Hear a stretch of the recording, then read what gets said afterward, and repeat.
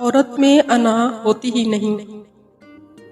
गलत कहते हैं औरत में अना आ जाए तो मुड़कर नहीं देखती, या ये कर देती है वो कर देती है।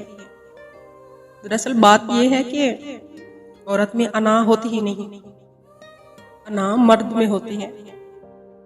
औरत तो वफाशनास होती है, वो झुक जाती है, डर जाती है, कभी तलाक के खौफ से या कभी मर्द के छोड़ जाने के खौफ से, तो कभी इसके कहीं और मुतवज्जा हो जाने के खौफ से, तो कभी इसके बेजार हो जाने के खौफ से।